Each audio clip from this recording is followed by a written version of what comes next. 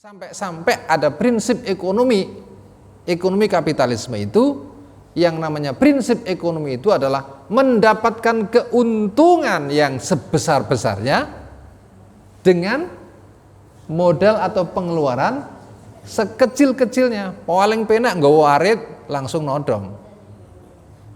Itu kan mendapatkan untung yang sebesar-besarnya, mek bondo arit. Itu zaman dulu. Kalau zaman sekarang bondo tanda tangan. Bondo apa? Bondo tanda tangan, ya. Seperti itu aja sudah miliaran, triliunan. Itu seperti itu.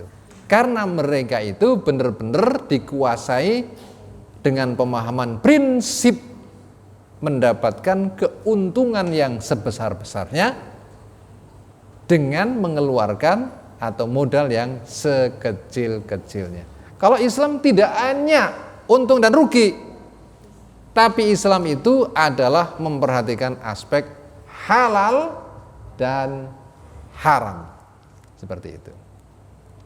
Makanya kalau orang Islam itu berbisnis, Bapak Ibu sekalian, meskipun dapat untung kecil, tidak persoalan. Yang penting halal. Meskipun dapat untung besar, tapi kalau haram, tidak akan diambil. Makanya di dalam Islam juga dikenalkan ada istilah barokah. Nah, barokah ini apa? Barokah ini adalah unsur keuntungan. Tapi keuntungan ini sifatnya bukan profit. Kalau profit itu duit. Ada kan keuntungannya yang tidak sifatnya duit. Maka orang jadul tunosata badisana. Paham maksudnya? Tunosata badisana. Enggak apa-apa untungnya sedikit tunosata, tapi badisana. Apa itu sana?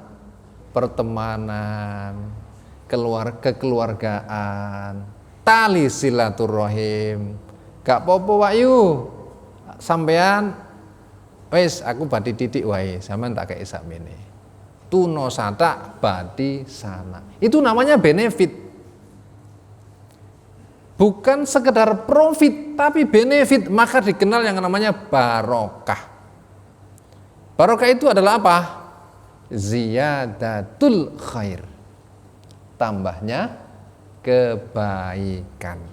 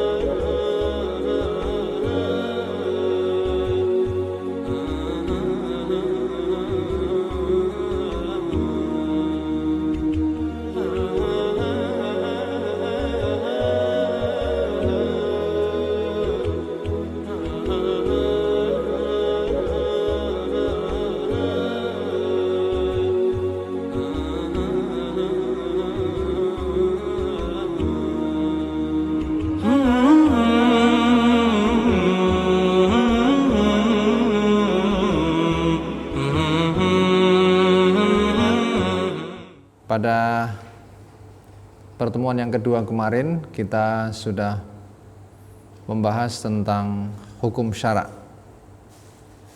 Jadi hukum syara' itu adalah seruan dari pembuat syara'. Di sini Allah Subhanahu wa taala yang terkait dengan perilaku manusia. Jadi manusia ini di dalam hidupnya pasti berperilaku, pasti mengambil tindakan, pasti melakukan perbuatan, pasti melakukan amal. Dalam rangka untuk apa? Melakukan memenuhi kebutuhannya. Nah, makanya kemudian seluruh perbuatan kita ini terikat dengan hukum syara'. Kemudian apa-apa yang terkait dengan perbuatan itu yaitu benda. Maka seluruh benda itu juga tidak ada satupun yang lepas dari penjelasan Allah Subhanahu wa taala bahwa semuanya itu adalah ada hukumnya. Itu seperti itu. Nah, pada malam hari ini kita akan membahas satu tema, yakni mengenal jenis transaksi dalam akad Islami. Mengenal jenis transaksi dalam akad Islami.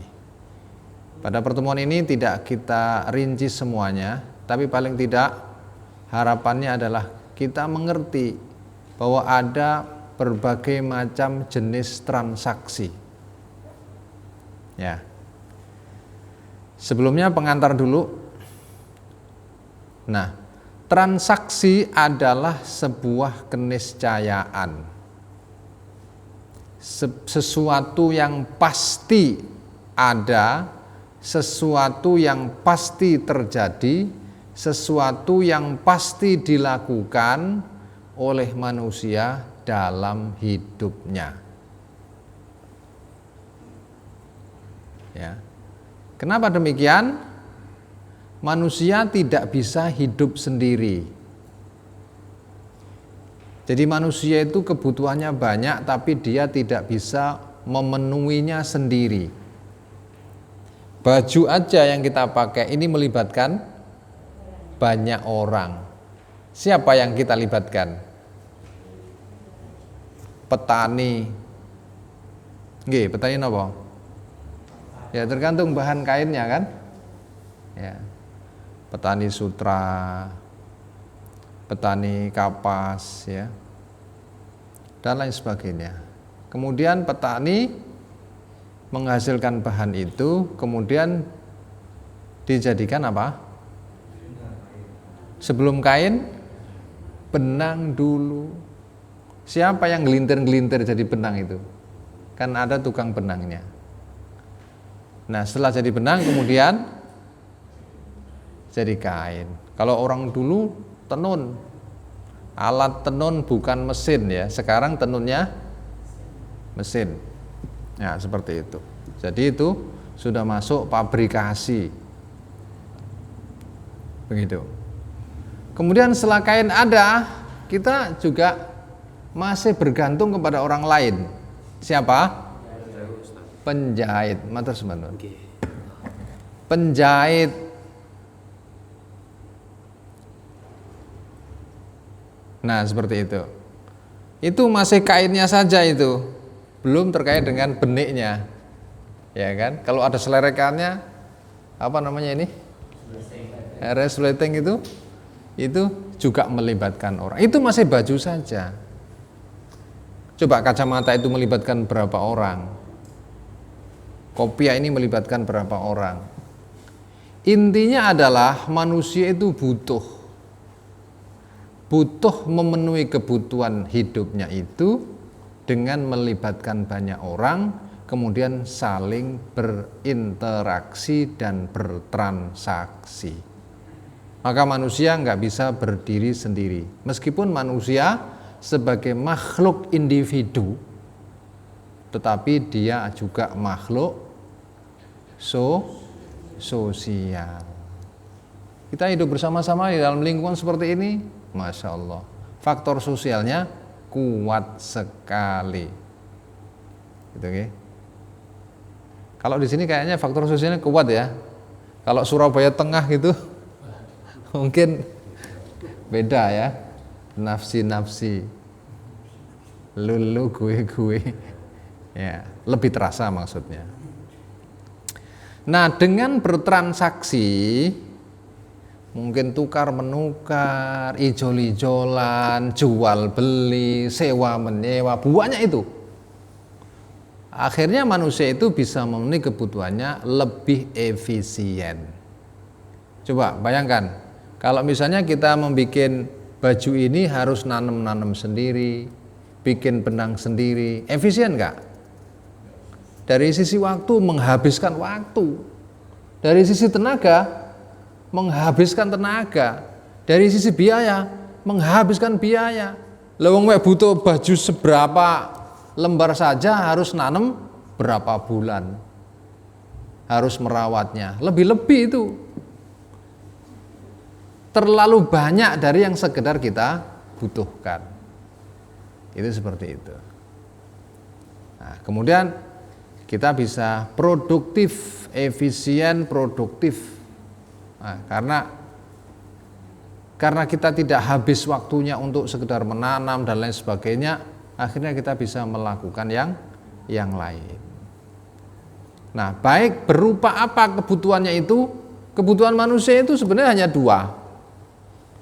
Jadi kalau dikategorikan ya, di ujungnya hanya ada dua. Yang pertama adalah kebutuhan barang, sama adalah kebutuhan jasa.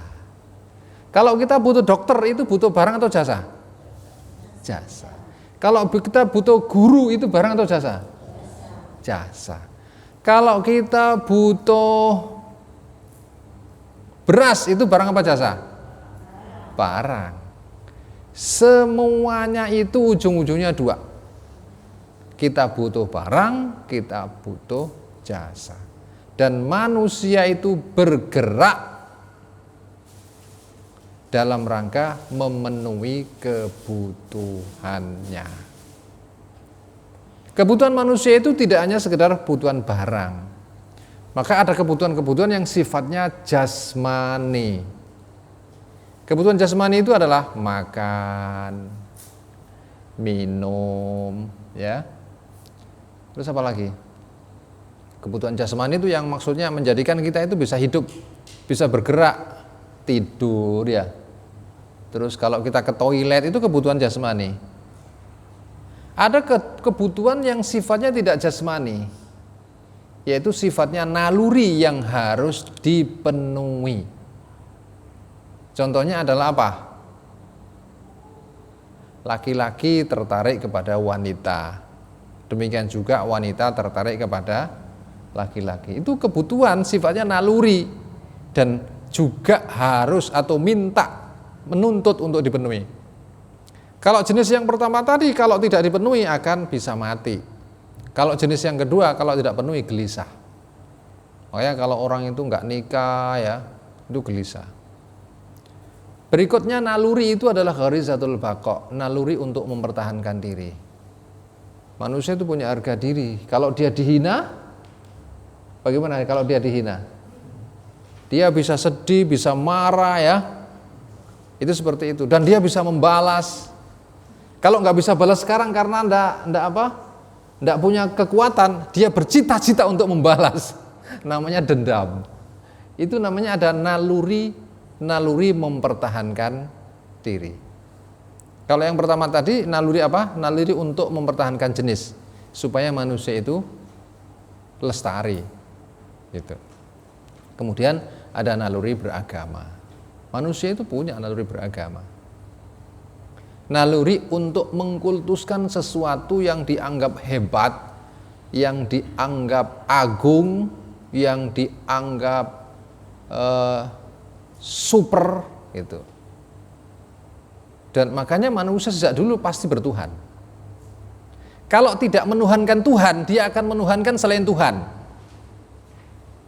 Kalau umat Islam kan diajari untuk menuhankan Tuhan. Ya. Untuk menuhankan Tuhan. Siapa itu?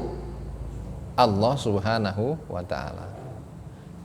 Di Nusantara ini dulu itu ada namanya menuhankan selain Tuhan. Menuhankan apa itu? Makanya kalau kita belajar ada politeisme, ada dinamisme ya. Minta tolong kepada sing bau rekso misalnya gitu kan. Ya. Mbah sopo dijalui gitu kan. Itu seperti itu. Nang kuburan dikei cungkup. Setelah itu selamatan di sana minta. Nah, itu sebenarnya menuhankan. Termasuk orang komunis yang mengatakan tidak bertuhan, itu sebenarnya menuhankan. Menuhankan siapa? Menuhankan para pahlawannya. Nah, maka mereka itu kalau di Soviet itu dulu itu namanya Stalin, Lenin ya, Karl Marx itu benar-benar diagung-agungkan. Seperti itu. Nah, kembali bahwa manusia itu memiliki kebutuhan jasmani dan naluri dan itu harus dipenuhi. Kalau tidak dipenuhi akan terjadi masalah. Ya, masalah itu muncul adalah karena apa? Karena ada kebutuhan tetapi tidak adanya pemenuhan.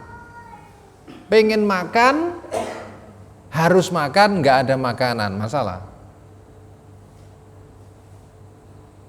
Itu seperti itu. Nah, Bapak Ibu sekalian yang dirahmati Allah Subhanahu wa taala, maka manusia itu pasti melibatkan manusia yang lain. Dan makanya kemudian dia itu bertransaksi. Namun demikian di dalam bertransaksi Allah Subhanahu wa taala telah menuntun. Allah Subhanahu wa taala menuntun, yaitu dengan mengatur sedemikian rupa sehingga tidak terjadi kezaliman antar manusia satu dengan manusia lainnya. Bapak bayangkan kalau misalnya orang yang kuat akan mengalahkan yang lemah, bisa terjadi enggak? Ya. Oligarki itu di tengah-tengah masyarakat yang sakit karena pandemi, mereka panen itu. Bill Gates aja mengaku dapat sekian triliun ribuan yang saya baca. Nah, yang kuat mengalahkan yang lemah. Kemudian yang kaya mengalahkan yang miskin. Ya apa carane? Kalau zaman Rasulullah, di zaman Quraisy itu sebelum Rasul diangkat, diutus menjadi utusan Allah sebagai Rasul, di situ terjadi kezaliman yang luar biasa. Bagaimana para pembesar, para penggede, mereka yang kaya itu memeras. Jadi manusia yang satu menjajah manusia yang lain. Itu namanya kezaliman, tidak boleh. Kemudian yang pintar mengalahkan yang bodoh. Ya hari-hari ini di zaman yang serba kapitalistik, materialistik yang tidak dibimbing oleh nilai-nilai Islami, yang terjadi itu begitu. Asu gede menang kerai. Jadi nek wis gede royokan, ya seperti itu. Nah, yang kecil kalah yang besar, yang lemah kalah sama yang kuat. Itu seperti itu. Oleh karena itu Islam datang mengaturnya dengan perspektif dunia dan akhirat. Jadi tidak hanya mengaturnya dalam perspektif dunia. Makanya transaksi ini umpama dagang gitu ya, umpama dagang, jual beli. Ya. Jual beli. Kalau orang bisnis itu sebenarnya tujuannya untuk apa, Pak, Bu? Oke? Untung. Sebenarnya untungnya dalam rangka untuk apa? Kalau kita bisnis dalam rangka untuk apa sih? Mengembangkan harta. Satu menjadi dua, ya. Sak repis jadi rong repis, gitu kan? 1000 jadi 2000, mengembangkan harta. Nah, kalau orang-orang di luar sana yang tidak mengenal Islam, mengenalnya hanya urusan manfaat saja, maka mereka akan sangat memperhatikan yang namanya untung dan rugi. Untung dan rugi. Apakah orang Islam tidak boleh menggunakan prinsip untung dan rugi? Kalau bisnis ya iya harus. Karena bisnis itu tujuannya adalah mendapatkan keuntungan. Tapi persoalannya adalah ketika mendapatkan keuntungan akhirnya menipu. Ya kan? menipu, barang welek dilabur-labur ya, dicet-cet ya, disembunyikan, apa yang retak disembunyikan ya, yang jelek ditutupi. Katanya tadi itu sudah ditawar, sumpah mate ngebengi. Tadi itu ditawar 1 juta. Nah, bersumpah palsu. Nah, orang-orang yang hanya untung dan rugi, hanya urusan dunia saja, itu mereka itu apapun akan dilakukan dalam rangka untuk untung. Sampai-sampai ada prinsip ekonomi kapitalisme itu, yang namanya prinsip ekonomi itu adalah mendapatkan keuntungan yang sebesar-besarnya dengan modal atau pengeluaran sekecil-kecilnya. Paling penak nggawa warit langsung nodong. Itu kan mendapatkan untung yang sebesar-besarnya. Mek bondo arit. Itu zaman dulu. Kalau zaman sekarang bondo tanda tangan. Hah? Bondo apa? Bondo tanda tangan. Ya. Seperti itu aja sudah miliaran, triliunan. Itu seperti itu. Karena mereka itu benar-benar dikuasai dengan pemahaman prinsip mendapatkan keuntungan yang sebesar-besarnya dengan mengeluarkan atau modal yang sekecil-kecilnya. Kalau Islam tidak hanya untung dan rugi, tapi Islam itu adalah memperhatikan aspek halal dan haram. Seperti itu. Makanya kalau orang Islam itu berbisnis, Bapak Ibu sekalian, meskipun dapat untung kecil, tidak persoalan, yang penting halal. Meskipun dapat untung besar, tapi kalau haram, tidak akan diambil. Makanya di dalam Islam juga dikenalkan ada istilah barokah. Nah, barokah ini apa? Barokah ini adalah unsur keuntungan. Tapi keuntungan ini sifatnya bukan profit. Kalau profit itu duit. Ada kan keuntungannya yang tidak sifatnya duit. Maka orang jadul tunosata badisana. Paham maksudnya? Tunosata badisana. Enggak apa-apa untungnya sedikit tunosata, tapi badisana. Apa itu sana? Pertemanan, kekeluargaan, tali silaturahim. Gak apa-apa Wahyu, sampean wis aku badi didik wae, sampean tak kei sakmene. Tunosata badi sana. Itu namanya benefit. Bukan sekedar profit, tapi benefit, maka dikenal yang namanya barokah. Barokah itu adalah apa? Ziyadatul khair. Tambahnya kebaikan. Gitu ya. Makanya kalau orang itu berbisnis, orang Islam itu tidak hanya cari profit, tetapi juga cari apa? Cari pahala, cari barokah, dan cari pahala. Dan kalau sudah demikian, itu Allah yang akan menjamin dia akan senantiasa mendapatkan kebaikan. Karena kekayaan itu tidak hanya sekedar kekayaan uang. Ya.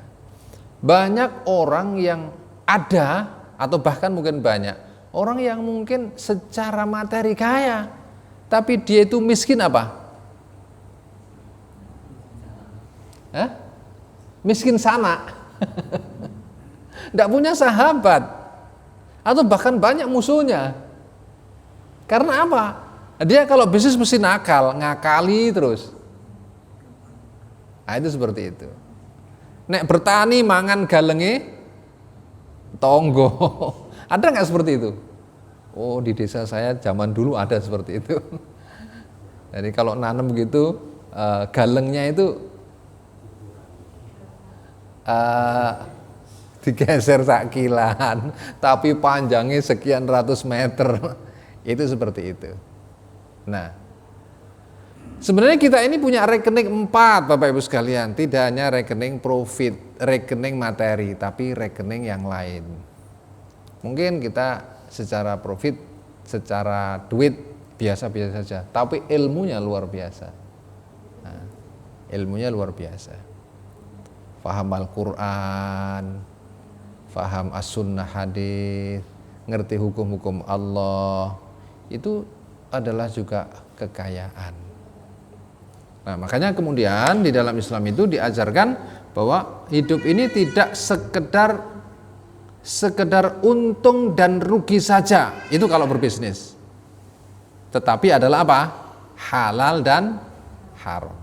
Artinya apa kalau halal haram itu adalah pahala dan dosa. Itu seperti itu. Nah, jadi mari sekarang kita belajar tentang macam-macam jenis transaksi. Sebenarnya banyak, cuman ini saya untuk memudahkan kita pilih menjadi 4. Nah, saya belum sempat menulis semuanya dalam waktu yang terbatas tadi siang. Ya, jadi kalau kita mempelajari teliti falsafah transaksi itu setidaknya ada 4. Jadi orang butuh barang kemudian ditukarkan dengan barang. Namanya adalah al-ainu bi'iwadin. Al-ainu bi'iwadin. Jadi nukarkan barang dapat barang. Kalau zaman dulu itu apa? Namanya barter. Sijine duwe beras, sijine duwe gula. Ngoten nggih. Sijine duwe jagung, sijine duwe garam, duwe sayur dan lain sebagainya. Zaman dahulu itu seperti itu. Mungkin di desa-desa yang sana terpencil ya, di tengah hutan, namanya uang itu jarang. Tapi kalau makanan cukup-cukup berlimpah. Maka mereka seringkali tukar-menukar. Bahkan seringkali tidak tukar-menukar. Bahkan memberi tidak ada penukarannya. Nanti macam yang berikutnya. Ketika sudah ada uang, ditemukan, disepakati ada uang, maka kemudian uang itu adalah pengganti barang. Jadi Bapak Ibu sekalian, uang itu memiliki fungsi namanya menyimpan nilai, ya, menyimpan value istilahnya, cara kerennya ya, istilah kerennya, menyimpan value. Jadi kalau saya itu punya uang, nggak bawa uang ya, punya uang 100.000, di situ menyimpan nilai enggak? Menyimpan. Jadi saya lipat di sini, tapi ini kalau saya tukar barang enggak cukup. Itu seperti itu. Penyimpan nilai. Makanya kalau para petani, para nelayan, mereka itu panen padi, panen jagung, panen apapun. Kalau nelayan, mereka menangkap ikan dapat sekian ton satu malam. Itu harus disimpan oleh dia. Cara nyimpannya bagaimana? Gimana? Dijual. Caranya dijual, disimpan dalam bentuk uang. Aman. Karena kalau disimpan dalam bentuk ikan, membusuk. Nah, ini ilmu tentang uang aja panjang kalau kita pelajari ya. Nah, kemudian uang itu juga sebagai alat tukar. Makanya kenapa orang itu tergila-gila sama uang itu karena apa? Kenapa? Orang itu tergila-gila sama uang. Karena fungsi uang itu bisa dipakai untuk apa saja. Iya kan? Bisa dipakai. Lapar, langsung nyegat soto. Nah, itu seperti itu. Karena uang bisa dipakai untuk apa saja, bisa ditukar dengan apa saja. Maka dengan punya uang, pikirannya dia akan terjawab semua persoalannya. Katanya begitu. Walaupun tidak semua ya. Faktanya adalah sebagian besar persoalannya akan terjawab. Karena tidak semua bisa dibeli dengan uang. Kebahagiaan tidak signifikan sinkron atau seiring dengan banyaknya uang. Itu seperti itu. Nah, makanya kemudian di sini ada yang namanya al-bai'. Di situ ada ya, Pak ya. Al-bai'. Al-bai' itu adalah jual beli. Nanti akan ada istilah al-bai' sama at-tijarah, Bapak Ibu sekalian. Kalau al-bai' itu namanya jual beli, kalau at-tijarah namanya bisnis. Ya. Kalau al-bai' orang itu berjual beli dalam rangka untuk apa? Jual beli itu fungsi utama pada dasarnya itu adalah memenuhi kebutuhannya. Butuh ikan asin, ditukar uangnya dengan ikan asin. Tetapi ada jual beli itu memang dalam kategori bisnis. Jadi jual belinya dalam rangka untuk apa? Mengembangkan apa? Harta itu tadi. Aku kulaknya 1.000, saya jualnya 1.100. Ada selisih. Makanya jual beli itu kalau di tangan pedagang itu masuk dalam kategori bisnis, mengembangkan harta. At-tijarah. Nah, at-tijarah itu sendiri tidak hanya jual beli, Bapak Ibu sekalian. Bertani itu adalah juga at-tijarah. Berkebun itu adalah at-tijarah. Jadi kalau kita punya sawah, kemudian kita tanami padi, kemudian kita menghasilkan padi 1 biji, muncul 7 bulir, setiap 1 bulir ada 100 biji. Berarti kalau begitu 1 butir padi menjadi 700 kan begitu. Berarti kan berlipat itu. Itu juga dalam rangka mengembangkan harta. Itu termasuk at-tijarah. Jadi nanti at-tijarah itu mempunyai wilayah di ranah pertanian, di ranah industri, sama di ranah perdagangan. Nah, jadi jual beli itu memang disyariatkan oleh Allah Subhanahu wa taala. Jual beli itu solusi, Pak Bu. Jual beli itu solusi. Solusi untuk apa? Solusi untuk agar manusia itu memenuhi kebutuhannya dengan tukar menukar barang. Dan ketika sudah ada alat tukar menukarnya berupa uang, maka manusia bisa sangat mudah. Makanya Surabaya ini gak tahu ono sing nandur semongko, tapi kok ono semongko nduk ono kromo. Kok ada duren? Ada apa lagi? Sembarang kalir. Malah di desa itu kalah. Kenapa? Karena di Surabaya uang lebih banyak. Uang itu lebih banyak. Barang yang dari puncak gunung mengalir ke sini. Barang yang dari tepi pantai mengalir ke sini. Barang yang di tengah laut mengalir ke sini. Karena apa? Ya, karena perdagangan, karena jual beli. Makanya jual beli ini adalah solusi. Jual beli juga sebagai solusi bagi kita yang ingin mengembangkan harta. Yang ingin mengembangkan harta. Dan namanya jual beli dalam kategori perdagangan itu panennya bisa setiap hari. Betul Pak Bu? Kalau petani panennya berapa lama? 3 bulan kalau padi, kalau jagung, kalau tebu lebih Pak, lebih setahun lebih. Kelapa sekian tahun. Ya. Kalau pegawai panennya itu berapa lama? Hah? 1 bulan. Nah, kalau pedagang panennya berapa lama? Tiap hari atau tiap jam? atau tiap detik?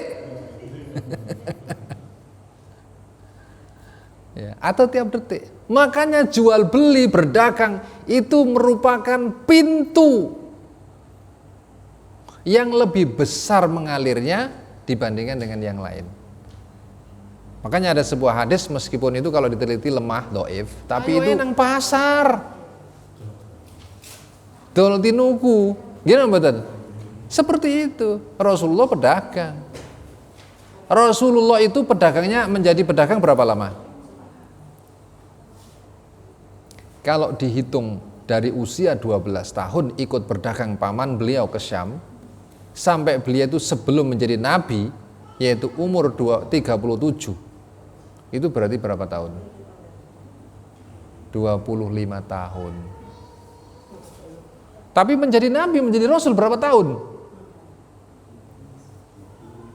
Usia 40 sampai meninggal 63, berarti berapa tahun? 23 tahun. Berarti lama mana Rasulullah menjadi pedagang sama menjadi nabi? Berarti Rasulullah ini sebenarnya secara ilmu bisnis menguasai. Persoalannya kan bisnis pada waktu itu ya belum diwarnai oleh wahyu. Nah, maka kemudian Rasulullah jago kalau menjelaskan tentang bisnis, apalagi setelah menerima wahyu tentang jual beli dan perdagangan. Maka oleh karena itu Bapak Ibu sekalian dirahmati Allah Subhanahu wa taala, jangan kecil hati, solusi Allah terhadap bisnis ini sangat luas. Sekarang apa yang bisa dibisniskan? Yang bisa dijual Pak Ibu? Aku arep bisnis tapi gak iso apa sing didol. Apa yang dijual? Jasa. Ada berapa macam jasa Pak yang bisa dijual? Banyak. Pijet itu jasa. Jasa. Tukang potong jasa. Tambal ban jasa. Gimana? Iya, nyapu itu jasa. Kerja ya, jasa ya. Benakno genteng jasa. Renovasi jasa. Mulai dari yang kecil dianggap tembre sampai yang mentereng.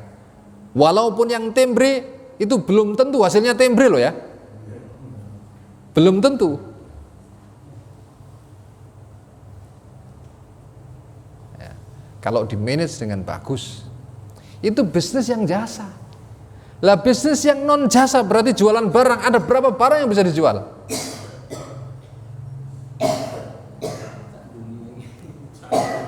Saya tanya, Danone itu jualan apa Danone? Banyu tok. Banyu tok. Walaupun sekarang ada produk-produk lain ya, tapi yang kita kenal di sini adalah banyu. Banyu udan ya. Banyu udan disaring sampai gunung, ditadang sampai DE, diproses mek titik tok ae. Dilebokno maro diangkut, ditransportasi dengan ilmu bisnis.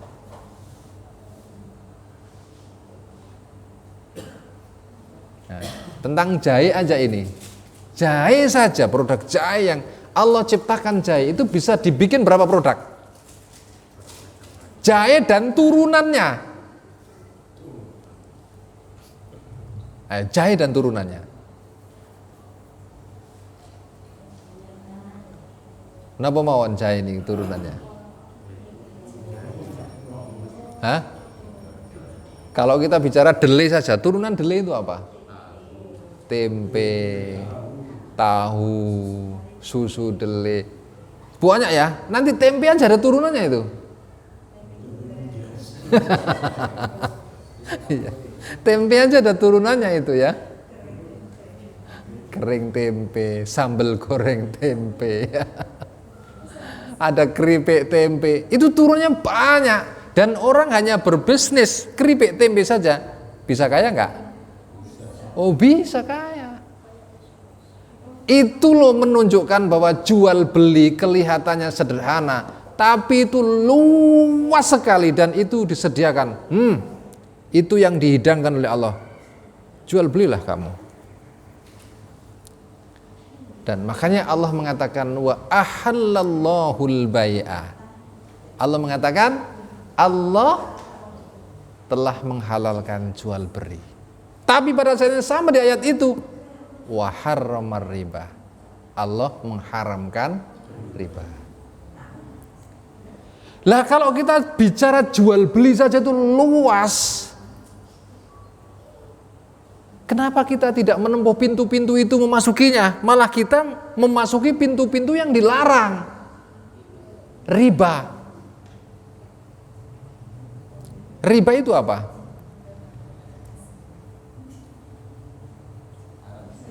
Iya. Nanti akan kita bahas khusus ya itu ya. Nah, jadi supaya kita ini jangan merasa sempit,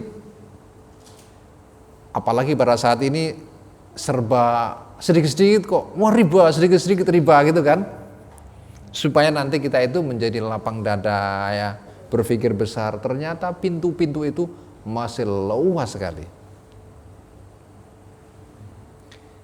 Saya bisa menjelaskan begini, saya 20 tahun mengajar entrepreneurship Pak, di perguruan tinggi yang kami dirikan 23 tahun yang lalu. Jadi saya mengajari anak-anak itu jualan yang sederhana. Kalau sekarang itu waktunya online, tambah hebat lagi gitu kan. Karena masa-masa apalagi dengan pandemi kemarin, dipaksa orang itu mau tidak mau harus solusinya adalah online. Seperti itu. Saya ajari begini. Ya, saya menjelaskan dengan begini-begini ini.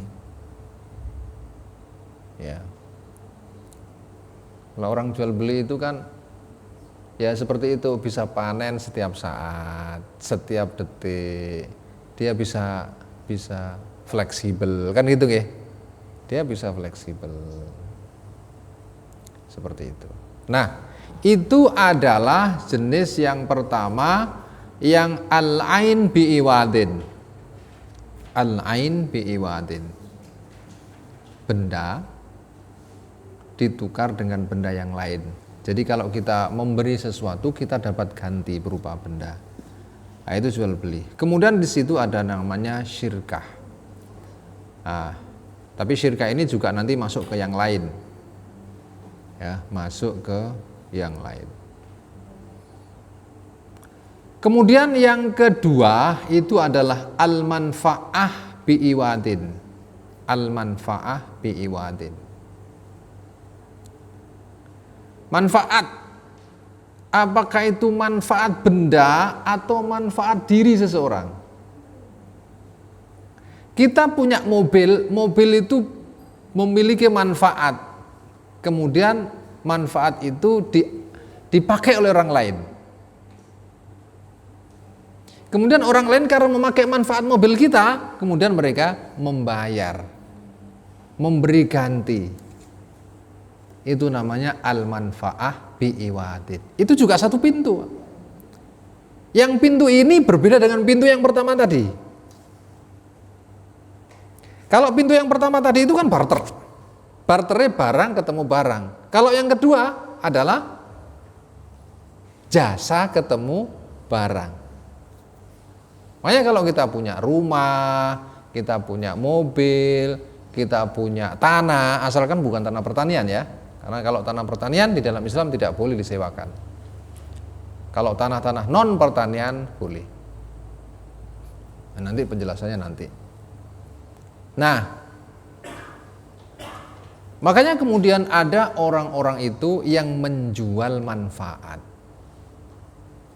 Menjual manfaat. Jadi kalau barangnya, rumahnya itu dekat dengan terminal gitu kan, di akhirnya apa? Parkir penitipan. Sehari berapa, 2 hari berapa, wes untung itu. Iya kan? Enak itu, aset itu. Aset adalah segala sesuatu yang kita miliki, yang aset itu mengalirkan uang ke dalam saku kita. Kalau liabilitas itu adalah segala sesuatu yang menguras uang dari kantong kita. Itu seperti itu. Nah, maka kemudian orang-orang itu juga dalam rangka memenuhi kebutuhan hidupnya itu, dia berusaha untuk mencari uang penghidupannya itu dengan menyediakan jasa. Menyediakan jasa. Nah, apa transaksinya Pak, Bu? Transaksinya yang kedua itu adalah ijaroh. Ya, ijaroh. Ijaroh. Ijaroh itu apa? Ijaroh itu sewa menyewa. Kita memiliki apa? Diambil manfaatnya, tidak diambil zatnya. Kalau yang jual beli itu kan diambil zatnya. Gini betul. Nah, diambil zatnya. Diambil zatnya itu ya seperti ini kemudian diminum, itu diambil zatnya. Itu seperti itu. Enak mana Pak? Bisnis itu bisnis jasa atau bisnis barang? Enak mana? Sama-sama enaknya.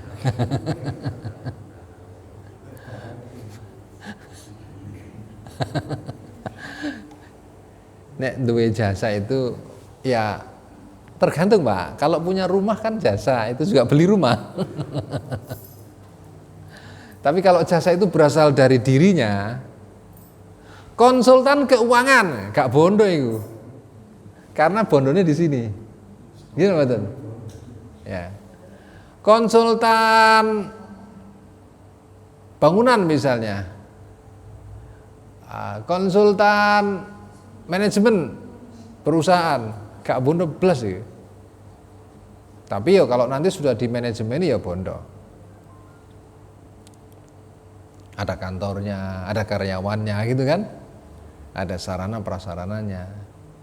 Ya tergantung kita mana yang mungkin. Semuanya itu digelar Allah luas-luas. Ijaroh ini juga luas. Ya, kalau tadi al-bai itu luas, ijaroh itu juga luas. Coba kita lihat kursus-kursus pendidikan itu, luas kan? Sekarang kursus bahasa aja misalnya, ada berapa bahasa yang bisa dikursuskan? Ada berapa bahasa? Bahasa Inggris, bahasa Jepang, bahasa Mandarin, bahasa Arab, bahasa Jawa ada nggak yang dikursuskan? Ada Pak, ada. Kalau jadi MC ya, jadi dikursuskan untuk menjadi MC. MC ini nganggo basa Jawa. Itu juga berharga itu. Bahasa Inggris saja itu juga ada macam-macam itu. Bahasa Inggris untuk anak-anak, bahasa Inggris untuk orang dewasa, bahasa Inggris untuk pelajar, bahasa Inggris untuk bisnis. Nah, itu seperti itu. Hanya melayani untuk menerjemahkan saja, itu juga jasa. Jadi itu digelar oleh Allah luas sekali. Maka pilihannya itu menjadi luar biasa. Loh, kalau pilihannya sudah banyak dan luas, mengapa kita ini harus merasa sempit?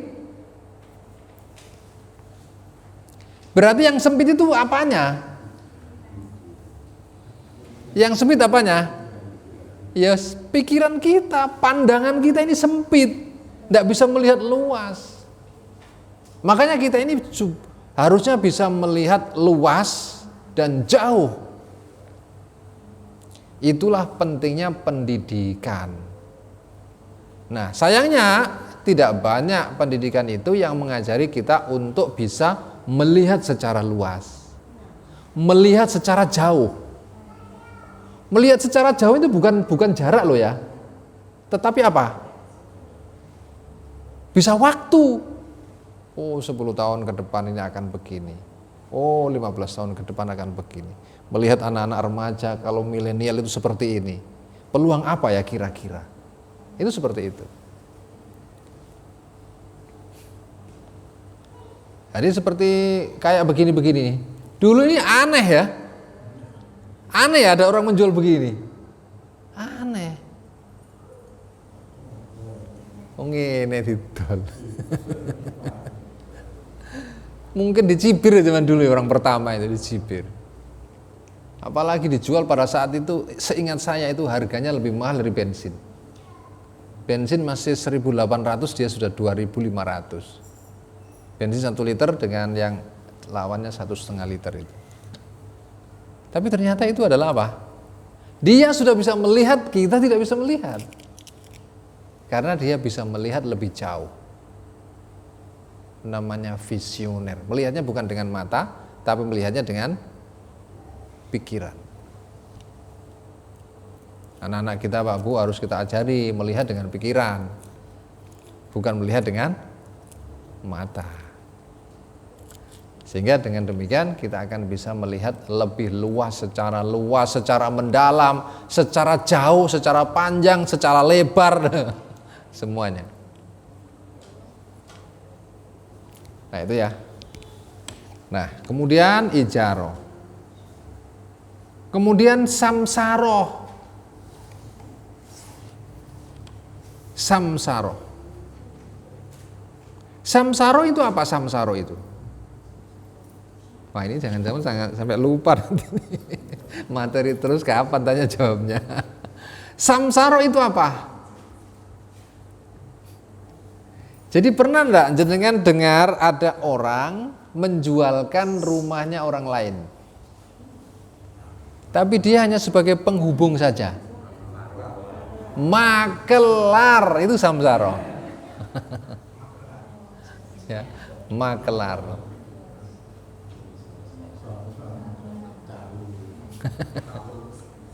Tapi bukan marketing ya, makelar everything. Marketing katanya makelar everything. Makelar sembarang karir dimakelari. Jadi makelar itu orang-orang seperti misalnya kalau rumah itu apa ya? Lembaga makelar rumah itu? Broker. Iya. Broker. Contohnya apa? Broker. Yang bermerek.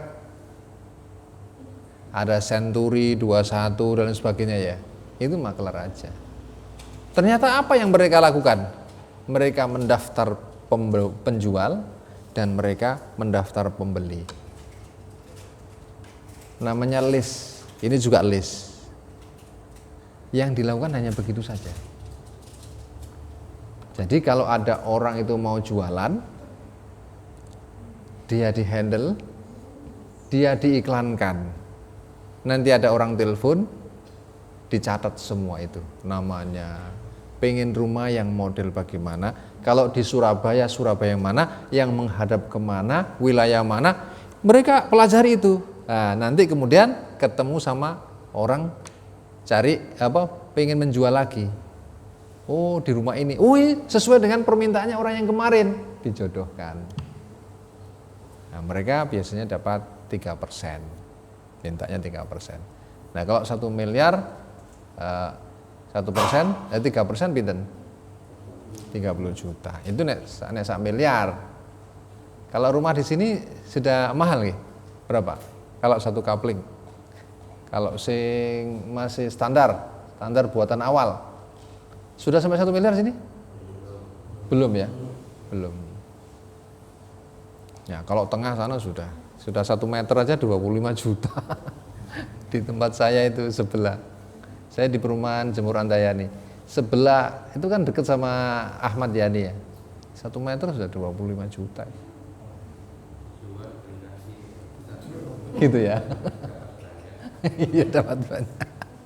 Mau saya lihat masih banyak yang kosong-kosong di situ. Nah, seperti itu. Makelar samsaroh itu juga dibolehkan di dalam Islam. Maksudnya dibuka itu. Dan ini berarti adalah sumber penghidupan. Apa saja yang bisa disamsarokan? Apa saja yang bisa disamsarokan? Semua yang bisa didagangkan bisa disamsarokan. Semua yang bisa disewakan, diijarokan bisa disamsarokan.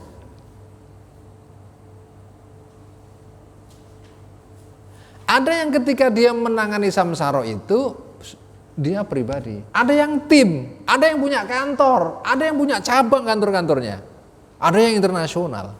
Dia itu hanya samsaro saja. Nah, kan semakin luas sekarang kita. Jadi ada jual beli, namanya al-bai', ada namanya ijaroh, ada namanya samsaroh. Jadi kalau begitu kita ini tidak perlu kecil hati. Kalau Allah itu menutup riba, belum kita bincang ya riba ya. Sebenarnya Allah itu masih punya solusi yang luas, yang banyak alternatifnya. Nah, seperti itu. Persoalannya kini kan harus kita buka saja. Dibuka ini. Oh, ternyata begitu ya. Subhanallah. Kita perlu ngaji fikih muamalah ketika kita harus menyelesaikan persoalan-persoalan kehidupan dalam memenuhi kebutuhan hidup ini secara transaksi, dan transaksi itu sudah ada jenis-jenisnya dan para ulama itu sudah mengkajinya mendalam. Saya hanya menyampaikan apa yang saya sudah mengaji. Ngerti nggih? Nah, ini karena 20 menit. Nek diterusno iso lupa nanti. Monggo silakan. Bisa sharing, bisa tanya ya. Supaya kita ini semangat. Dengan ngaji ini tidak hanya tapi semangatnya muncul. Gitu. Monggo silakan.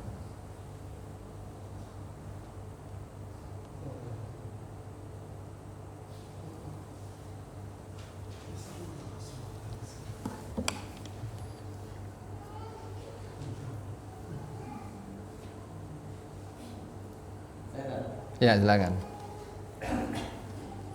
Sebenarnya kapan uang itu ditemukan oleh manusia? Karena dikatakan bahwa transaksi awal kali manusia kan dengan barter. Ya. Sebelum kemudian ditemukan alat tukar yang namanya uang. Ya. Nah, uang itu sendiri ditemukan kapan? Ya. Karena kalau kita amati sejarah, Ya. sudah lama uang itu digunakan. Iya. Bahkan sebelum Masehi itu juga sudah ada itu. Iya. Jadi sebenarnya barter ini transaksi yang sejak tahun sebelum Masehi yang seberapa? Ada before Christ, ada after Christ ya. Ya. Jadi ketika Rasulullah itu ada, itu kan Rasulullah lahir kan 571 Masehi. Berarti itu kan abad 6 Masehi. Berarti itu kan 6 abad setelah Nabi Isa. 6 abad setelah Nabi Isa. Pada zaman itu sudah ada uang. Pada zaman itu sudah ada kerajaan.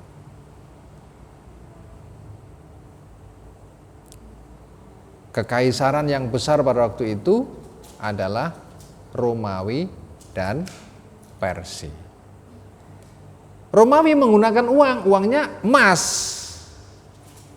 logam emas, namanya dinar. Kalau Persia logam, tapi bukan emas, tapi apa? Perak. Namanya apa? Dirham.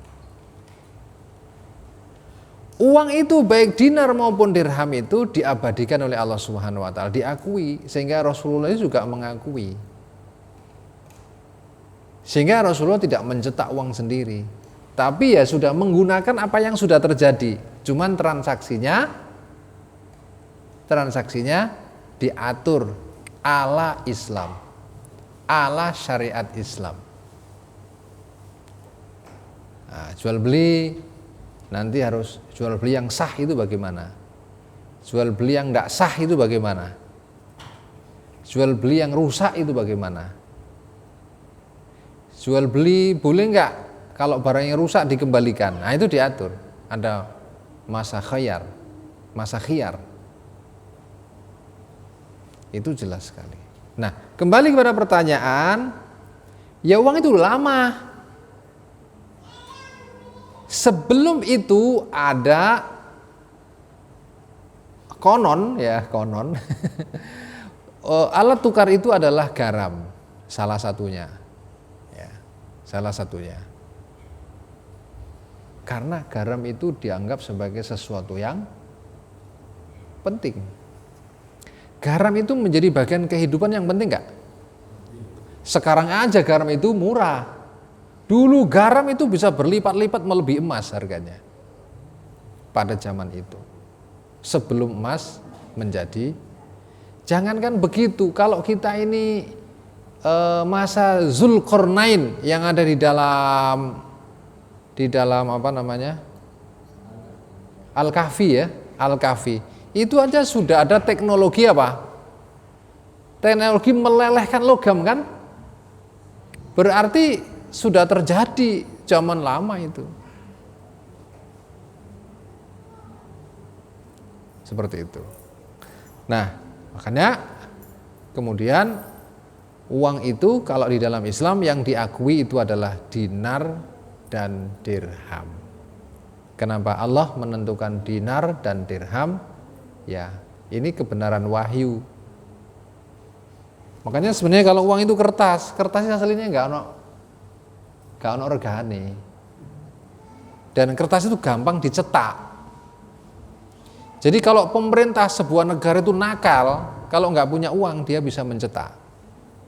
Gampang, tinggal nelpon aja bagian pencetakan uang. Tapi itu kan berbahaya. Kalau uang dicetak sedemikian mudah, bahayanya apa? Nilai uang merosot. Makanya pada masa Perang Dunia II itu, kalau nggak salah di Jerman ingat saya. Jadi ada orang itu membawa uang itu sak geledekan, dibawa uangnya, dia mampir ke warung, sing ilang bukan duitnya, sing ilang geledekan nih. Itu menandakan bahwa apa? Uang nggak ada harganya. Nah, sekarang ini uang terus nggak ada harganya ya. Sekarang ada dulu pecahan 100.000 rasanya sudah besar. Nah, iya kan? Sekarang lama-lama itu, saya ingat pada masa kecil itu ibu saya kehilangan uang 5.000 saja itu, menangis itu. Ke pasar karena dibawa oleh kakak saya itu, lepas uang 5.000 ini. Nangis dia itu ibu saya. Zaman itu, sekarang nggak ada harganya. Parkir aja untuk yang di pusat-pusat itu sudah 5.000 kan? 5.000. Sekarang ada pecahan 75.000 kalau nggak salah ya. Ya ada ya. Nah, ada kan pecahan itu. Nah. Tapi nggak begitu populer ya. Nanti sebentar lagi atau sudah ya, pecahan 200.000. Sebentar lagi. Iya. Nah itu menunjukkan bahwa nilai uang itu terus turun, namanya inflasi. Makanya bagi orang bisnis itu tidak menyimpan uang. Menyimpan uang itu hanya untuk yang liquid untuk transaksi. Selebihnya tidak disimpan dalam bentuk uang, disimpan dalam bentuk apa? Emas. Karena emas apa? Sudah terbukti. Meskipun emas itu pernah turun, dia naik, turun, naik. Secara umum dia naik terus. Enak mana menyimpan uang dalam bentuk, menyimpan kekayaan dalam bentuk emas atau dalam bentuk properti?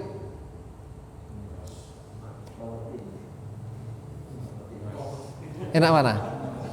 Masing-masing adalah kelebihannya. Nah, kalau emas itu gampang dicairkan. Nah, kalau properti itu saya pernah Bisa dipangan raya.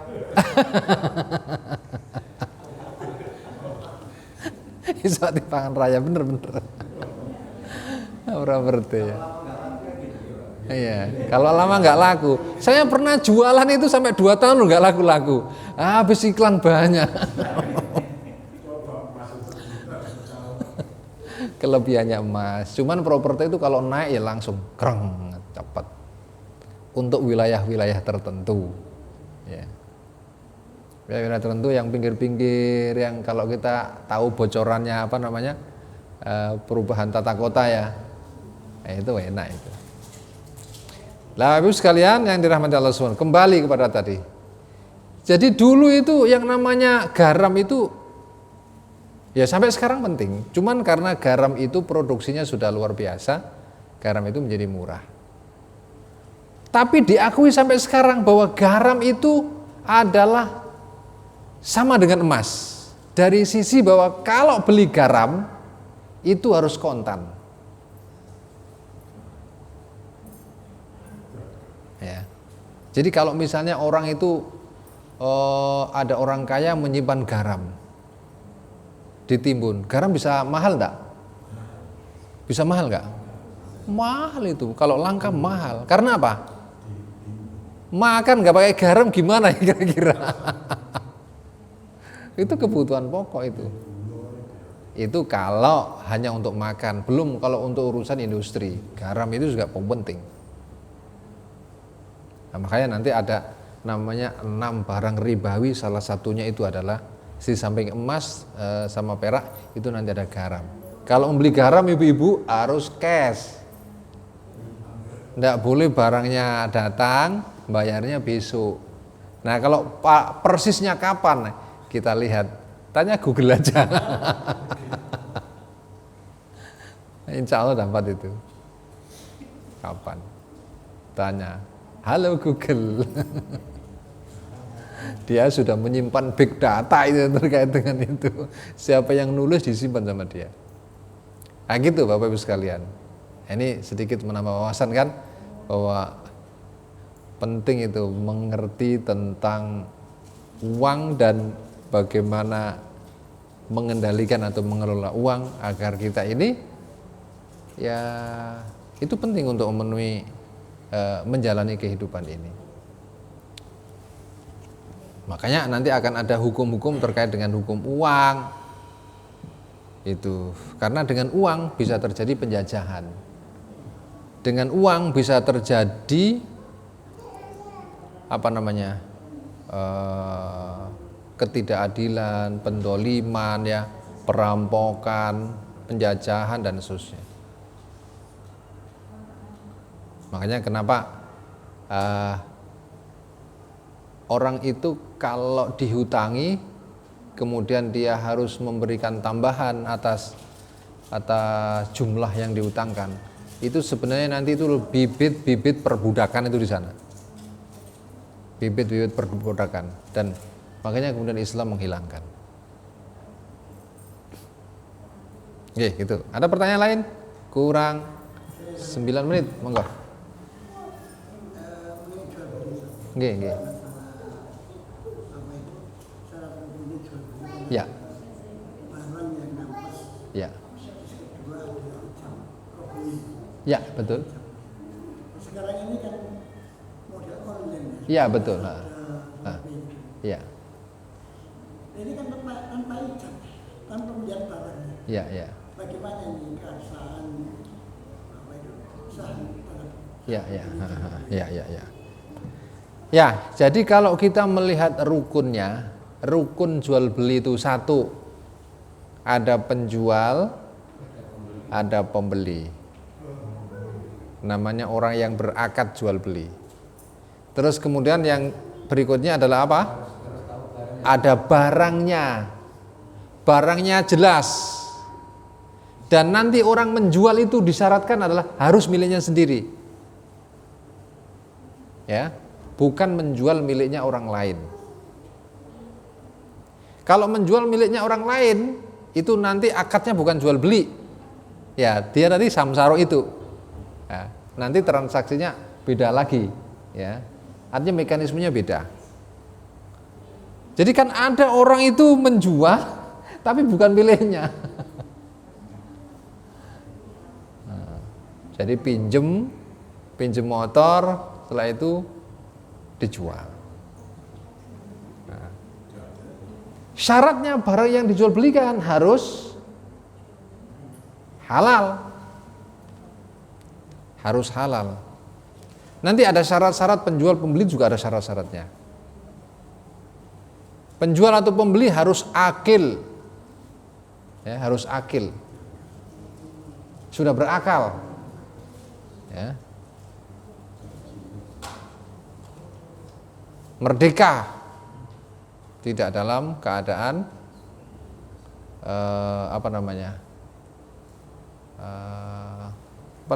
tekanan misalnya, tidak boleh. Penjual dan pembeli juga begitu. Nah, nanti ada ijab dan qabul. Bagaimana dengan online? Jadi makanya agar jual beli itu sah, maka syarat dan rukunnya harus dipenuhi. Rukun itu yang pasti ada di dalam transaksi. Syarat itu terkait dengan rukun. Rukunnya itu bagaimana syaratnya? Penjual bagaimana syaratnya? Harus orang yang waras.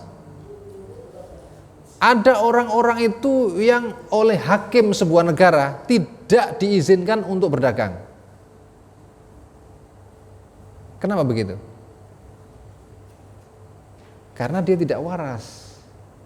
Kalau tidak waras, dia sangat mungkin apa? Diakali, dipecundangi, dicurangi sama orang-orang yang waras, yang nakal.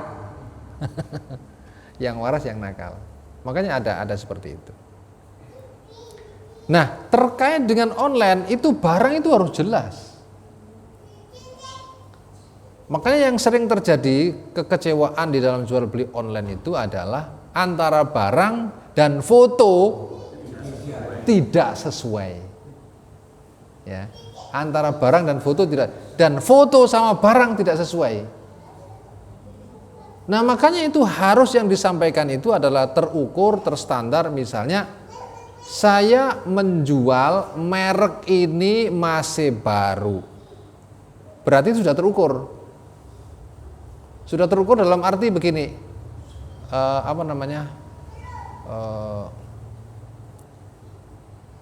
ya kalau sebuah perusahaan kan pasti punya standar ya. Barang yang dilepas itu mesti keadaannya seperti ini. Nah, maka kemudian jangankan yang online, yang offline saja bisa begitu.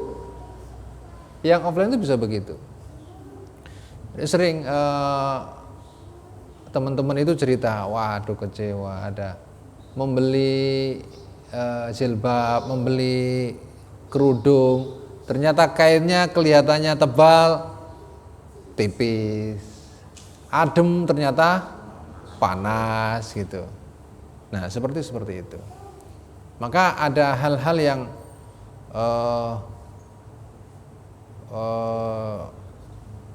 tidak benar-benar online itu bisa menjamin. Nah, berarti dia harus dicampur antara online sama offline. Nah, yang ukuran-ukurannya jelas. Misalnya tonasnya jelas, kubikasinya jelas, mereknya jelas ya. Nah, itu seperti itu. Nah, ingat bahwa yang terjadinya kejahatan penipuan itu memang tidak hanya di online. Di offline juga banyak. Tidak berarti bahwa kita itu dengan begitu kemudian anti online. Cuman ya harus ditegakkan supaya tidak terjadi penipuan. Makanya nanti akan ada yang namanya tadlis, menipu dari sisi barang.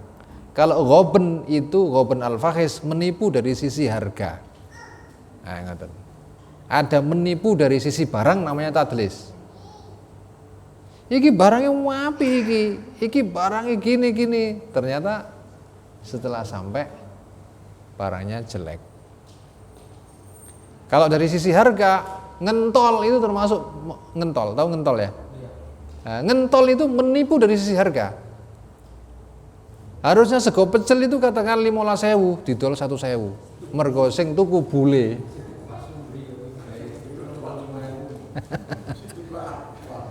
Ala wong iki paling sesuk wis gak rene maneh, dintol ae. Itu tidak boleh dalam Islam itu. Bokok.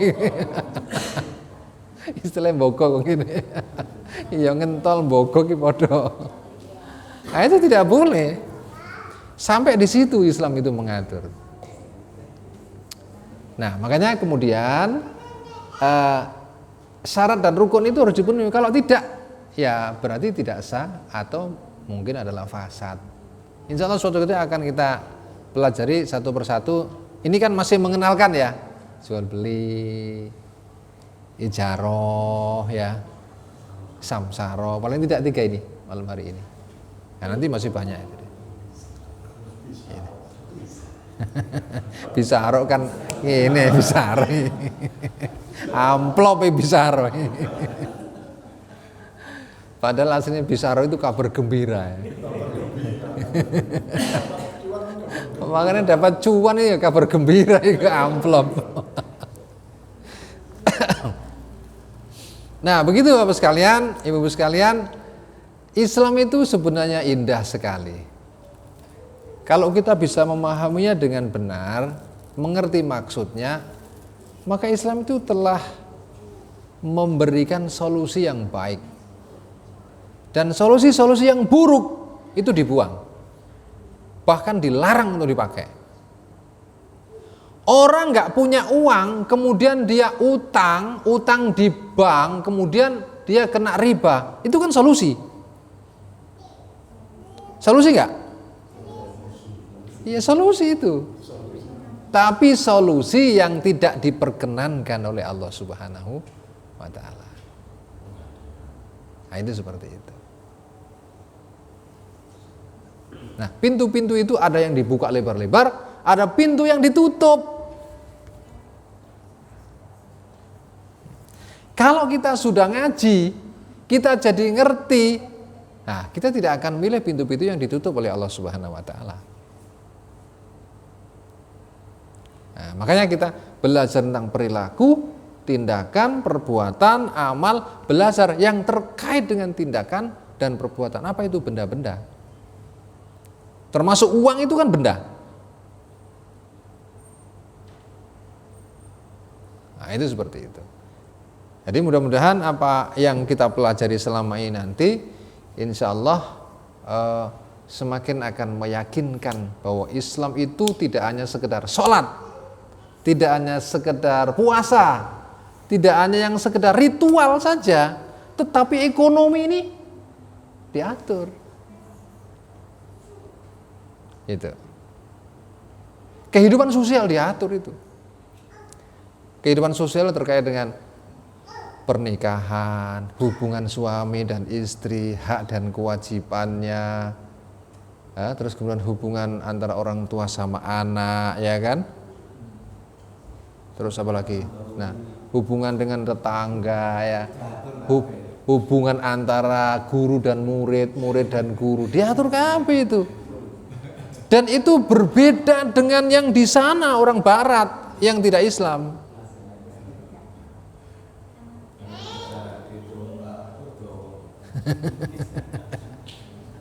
Diatur kabeh itu namanya syariat. Makanya kalau orang Padang hukum adat basan di syara, ya. Adat basan di syara itu artinya adat bersendi syara. Jadi syariatnya itu telah memberikan inspirasi untuk membuat adat, bukan adat-adat yang dilarang oleh Allah. Harusnya meminta tawasulnya kepada Rasulullah, tawasulnya kepada Kenaro. Ada itu di Malang, saya dapat fotonya itu. Tawasul kepada resi-resi dan gara-gara kemarin ada yang nendang sesajen itu. Akhirnya orang-orang koyok diubupin gak terima. Sehingga kemudian nyari gara-gara bikin 1000 sesajen apa-apa gitu. Dan kemudian tawasulnya kepada kenaro itu, masya Allah. Na'udzubillahi min dzalik, tsumma na'udzubillah. Nah, masih terjadi seperti itu di negeri kita yang kita cintai ini. Semuanya itu saudara-saudara kita, wong podo keturunannya anak Adam kabeh. Cuman kan, nah, ada sing wis ngaji bener, ada yang belum ngaji bener, ada yang ngajinya masih kecampuran-kecampuran. Ya, kecampuran-kecampuran. Nah, yang gitu-gitu itu harus kita pahamkan. Jadi kadang-kadang saking kencengnya sesajen ditendang, tapi sebenarnya tak lihat bukan ditendang itu aslinya. Videonya hanya dilempar saja ini. Tapi kan isunya itu kayak dibesar-besarkan, ditendang begitu. Nah, akhirnya yang diadu ini umat Islam sama umat Islam, tapi yang masih kacauan, gitu kan?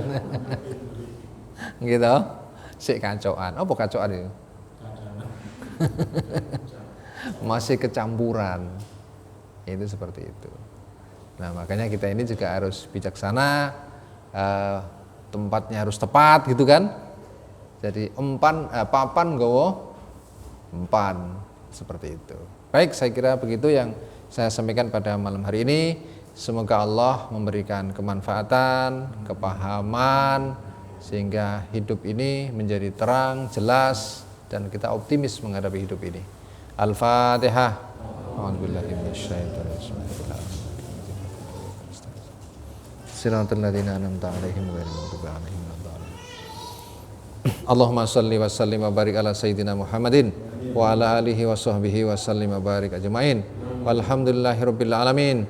Allahumma anfa'na bima 'allamtana wa 'allimna ma yanfa'una. Allahumma anfa'na bima 'allamtana wa 'allimna ma yanfa'una. Allahumma anfa'na bima 'allamtana wa 'allimna ma yanfa'una ya Allah. Ya Allah, mohon berikanlah kemanfaatan atas apa yang telah Engkau ajarkan kepada kami, dan senantiasa ya Allah ajarkanlah kepada kami apa-apa ilmu-ilmu yang bermanfaat bagi kehidupan kami, untuk urusan dunia kami apalagi akhirat kami. Allahumma inna nas'aluka ilman nafi'an wa rizqan thayyiban wa amalan mutaqabbala. Rabbana atina fid dunya hasanah wa fil akhirati hasanah wa qina adzabannar. Walhamdulillahirabbil alamin. Wassalamualaikum warahmatullahi wabarakatuh.